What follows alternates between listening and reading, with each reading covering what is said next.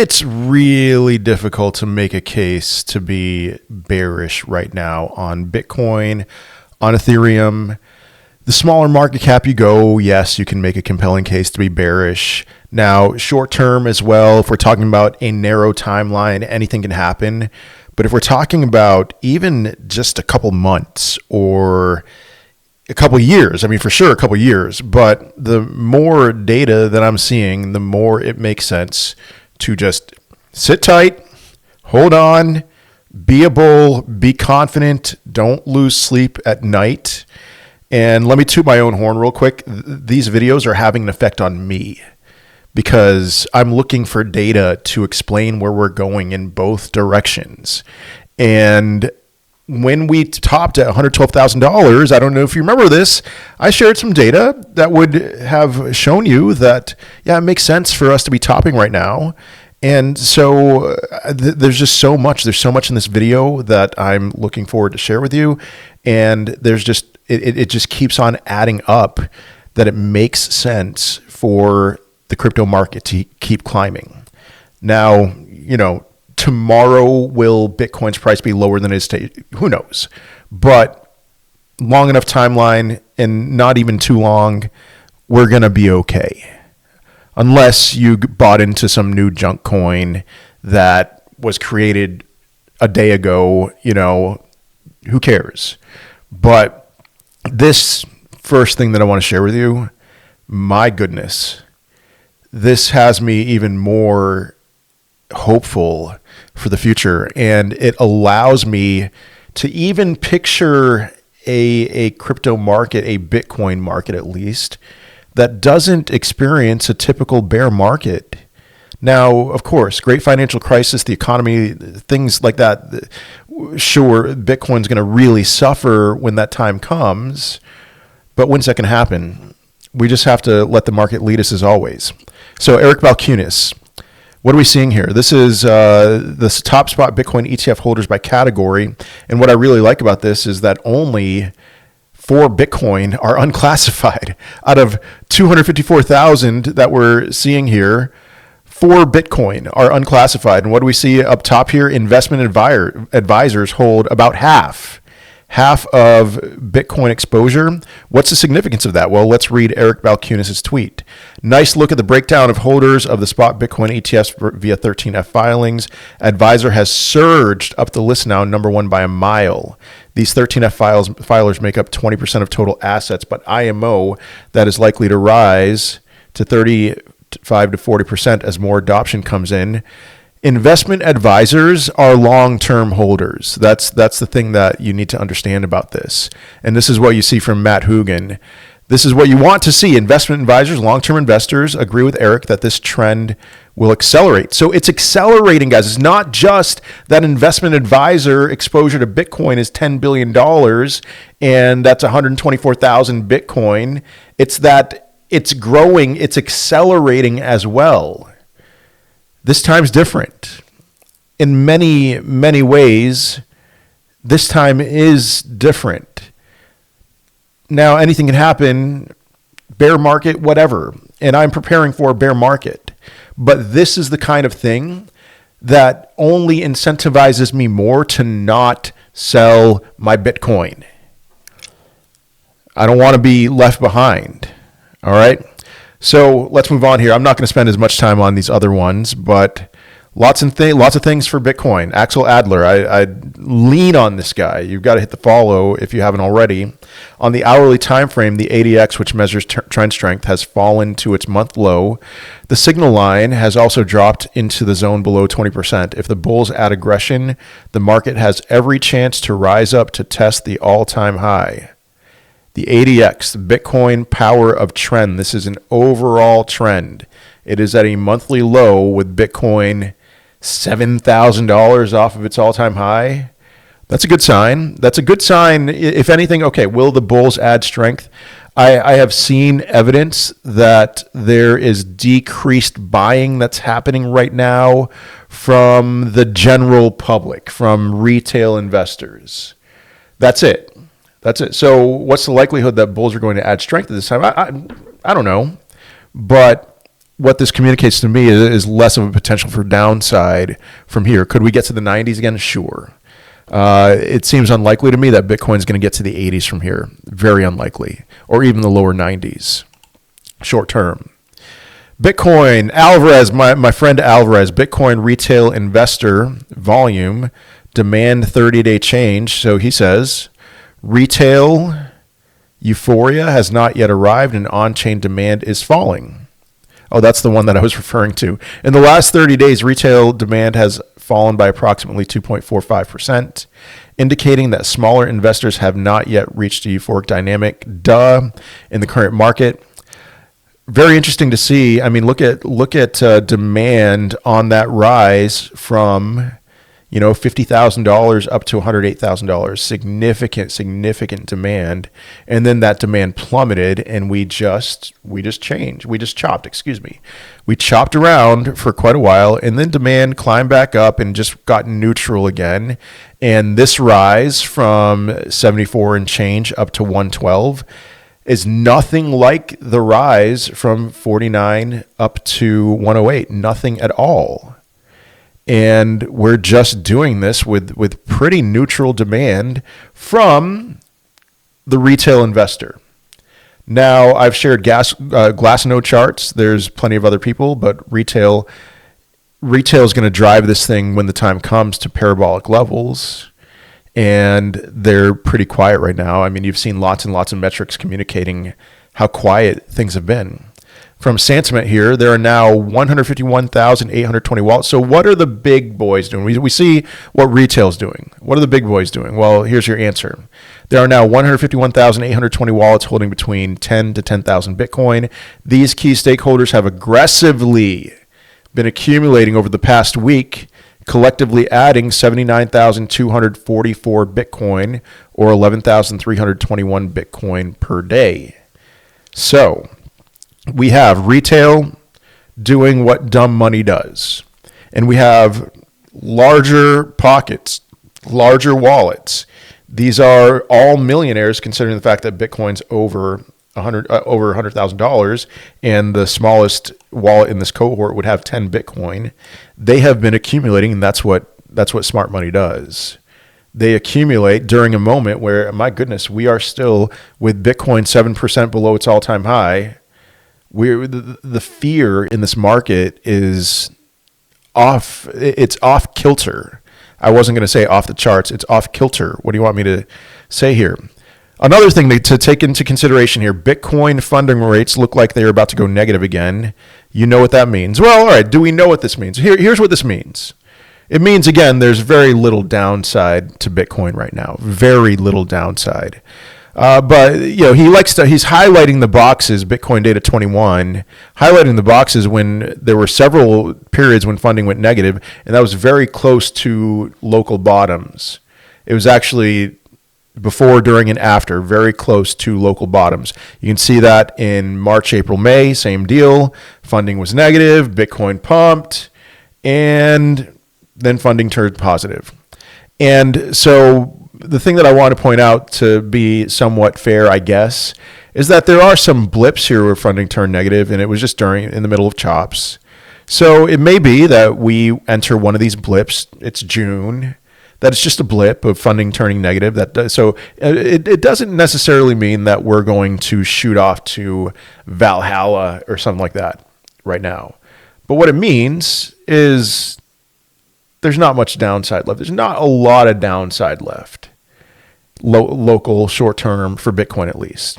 So for Bitcoin, five sets of data that communicate to me you should be optimistic. And the longer we stretch this out, remainder of the year, you should be bullish. So, Alex, you're a bear. A lot of you call me a bear. Am I a bear? Well, my perception of what I think is going to happen towards the end of this year is right now being reworked based off of where we are with the stock market, which we'll cover that. So question then, all right, we're talking about Bitcoin. Should you be bullish on Ethereum, and should you be bullish on altcoins? Well, let's tackle Ethereum first. You should be bullish on Ethereum. Somebody asked me a question, They're comparing Bitcoin ETF flow to ETH ETF flow. Let me look at Bitcoin real quick. So Bitcoin's been very heavy accumulation, but then we had 3 days here of outflows and pretty significant outflows. And then June 3rd was $375 million worth of inflows. And so hopefully we've seen the worst of it when it comes to the outflows. That's $1.2 billion worth of outflows, and then $375 million. And so people have been asking me, Alex, are people selling their Bitcoin for Ethereum? And 3 days of data is not enough data to give some thoughts to that. But I had a little bit of an epiphany here with Ethereum. And this should be very encouraging. So I like to focus a lot on how much more is being bought per day for Bitcoin than is mined on a daily basis. And a lot of times it's multiple X's of the amount of Bitcoin that's mined on a daily basis. Ethereum, the level of ETF flow for Ethereum has been very encouraging as of late. And you can see not a single red day for any of the ETF total cumulative ETF flows here. So what does that mean? Okay, June 3rd, $109.5 million worth of Ethereum. I already did the math in terms of multiples of Ethereum that's bought, ETH that's bought versus ETH that is minted. That is 24 times the amount of ETH that's minted. And so 109.5 was a higher day, but I mean, even look at these last few days here, 78.2 million, 70.2 million, 91.9 million, 84.9 million, 38.8, 58.6, 110.5. The worst day was just 600,000. This is creating a similar effect right now with the level of accumulation of Ethereum to what we are seeing with Bitcoin. This is very encouraging. And what happens when ETF staking is approved? That's going to be much more bullish for Ethereum. So it's very difficult. Let's pull up the ETH chart here. It's very difficult for me to get on board with this idea that Ethereum's going to dump from here. Given the level of, we talk about the level of accumulation and the effect that has had on Bitcoin ETFs, on Bitcoin's price, well, we should have the same mindset with Ethereum. We're seeing the same thing play itself out. Much more ETH is being bought right now than the amount being minted, just like what we've seen with Bitcoin over the last year and a half. What should come next is a higher price for Ethereum. Now, again, my position as to where I stand right at this moment, I think it's going to take 2 to 3 weeks for Ethereum chopping around here and then eventually breaking out maybe towards the end of June.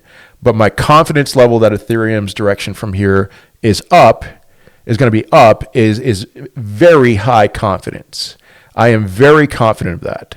And what happens? First of all, what happens with Bitcoin dominance? Because if Ethereum is going to break through that level, that 2717 level, then it's going straight to $3,000. There's going to be very little stopping it. So what happens to Bitcoin dominance? If and when Ethereum does that, Bitcoin dominance is going to plummet. It's going to put in a lower low, most likely. And what happens to altcoins? What happens to your altcoin holdings when Bitcoin dominance plummets? It's not just going to be Ethereum. There's going to be some level of excitement in the market that we haven't seen in a little bit. So let's be bullish right now. It makes sense to be bullish right now. Day to day, who knows? But if you're willing to ride this out for maybe even just weeks, you should be rewarded from this, not financial advice. Another thing that has me bullish right now, I shared this chart yesterday. I think it was yesterday on my video here. And I think it's from the same person, market _ sleuth. I've seen the same wedging pattern, triangle pattern play itself out. This is from the peak to the bottom. This is the S&P 500, by the way. It is the S&P 500, right? Yeah, S&P 500. The SPY ticker, same deal. And I was curious to see what was going to happen from this triangle pattern, and what we're seeing is a break to the upside. which means a V-shaped recovery is even that much more likely. And we should most likely see a new all-time high for the S&P 500. And this is why I am more of a mindset, more shifting to that mindset that the end of 2025 isn't going to be that bad. It's actually going to be pretty good. At some point, the crows are going to have to come home to roost. We are in quite a ridiculous, a terrible situation right now with the bond market, and there is no easy way out of that. But short term, can we have an irrational pump? That's making more sense to me right now. Same deal you can see from income sharks here. Similar mindset, breakout of a key level of resistance. You could call this an uptrend now. That's breaking through that lower high there. We're in an uptrend in the stock market. We are in an uptrend. So breakout, back test, boom. Makes sense to be bullish right now. Chart that might interest only me, national debt year by year. A lot of you seem to be confused as to what I think in terms of, am I a Democrat or a Republican? And the only thing that I would say is I'm not a Democrat, but that doesn't mean I'm a Republican. I'm a fiscal libertarian, and when I see what both sides are doing when it comes to fiscal irresponsibility, I'm disgusted by both sides. And Trump is absolutely not going to change that. In fact, it seems like he wants to accelerate the fiscal irresponsibility, and so I'm trying to be wise as a serpent, trying to navigate through that. But if you look historically, there's really nothing that you can say that makes a compelling argument from the perspective of a fiscal libertarian that Democrats or Republicans are doing this right. I mean, my goodness, man. Yeah, it's funny. You could say the best president from a fiscal libertarian perspective was Bill Clinton, but I'm not a Democrat. Best president, Bill Clinton.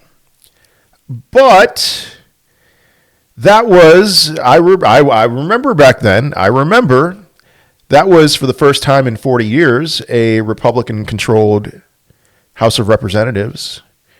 And what did they do? They made every effort to balance the budget. And you can see the effects of that. So who gets credit for that? Bill Clinton?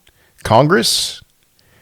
Either way, I mean, we still ended his term much higher, but it's not the same scale.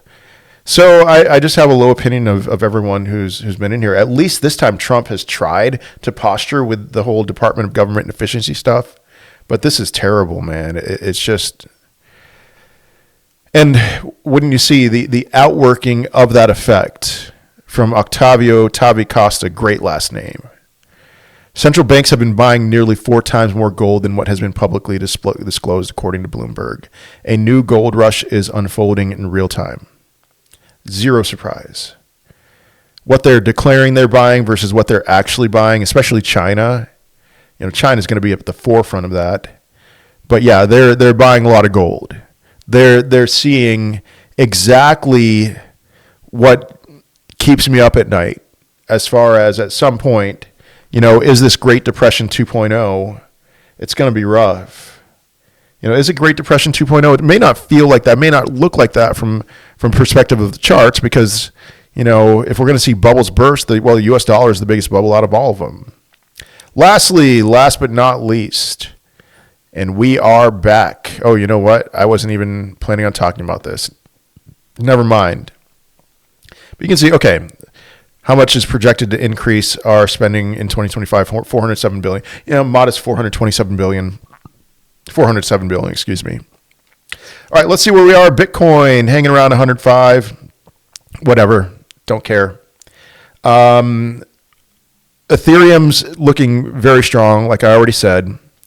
Ethereum holding very well. So if we look at the ETH Bitcoin chart, really, that looks ready to break out. ETH Bitcoin here. And if I were to draw some trend lines here, remember that triangle pattern for the S&P. This is what come on. This is what we'd be looking at. Let me draw another one here. So what comes next? I have a hard time believing, based off of everything that I told you, that what comes next is a dump. That's for sure. So who knows? Maybe it's even going to be sooner than 2 to 3 weeks that we see something explosive happen with Ethereum. So just comparison, by the way, remember that looks a lot like that.